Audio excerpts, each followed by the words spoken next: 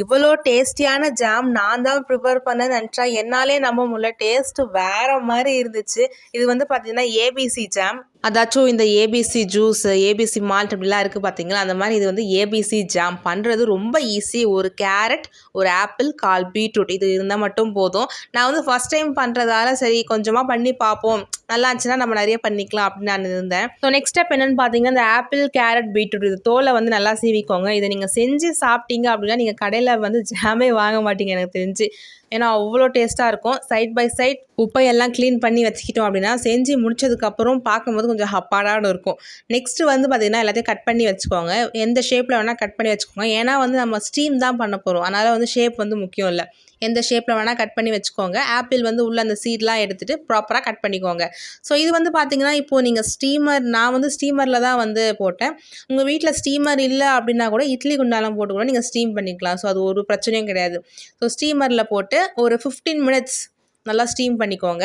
Steam பண்ணும்போது பார்த்தீங்கன்னா, இது கூட ஒரு பட்டை வந்து ஆட் பண்ணிக்கோங்க. அதுதான் வந்து பார்த்தீங்கன்னா, இதோட ஃப்ளேவரே வேற மாரி கொண்டு போச்சு. நான் கூட எதுக்குடா அப்படி இது யூஸ் பண்றாங்கன்னு நெனச்சேன் ரீல்ஸ்ல பார்க்கும்போது. ஆனா அந்த சினமன் ஆட் பண்ணதால தான் அதோட டேஸ்ட்டும் சரி, ஸ்மெல்லும் சரி வேற மாரி இருந்துச்சு.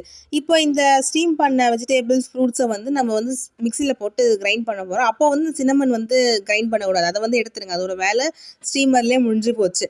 ஸோ அதுக்கப்புறம் அந்த மிக்ஸியை திறந்து பார்க்கும்போது அந்த கலர் ஓஎம்ஜி வேற மாதிரி இருந்துச்சு.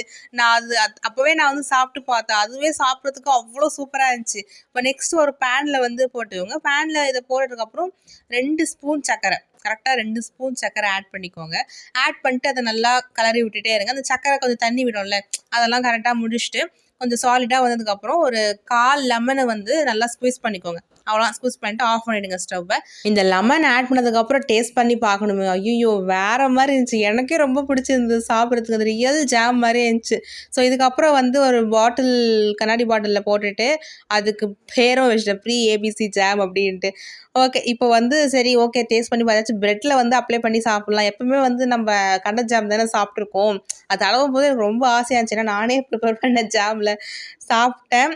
ரியலி வேற லெவல். இந்த ஜாம் பார்த்தீங்கன்னா திகட்டவே இல்லை. எத்தனை பிரெட் வேணால் தடவின்னு சாப்பிட்டுனே இருக்கலாமா அப்படிதான் இருந்துச்சு.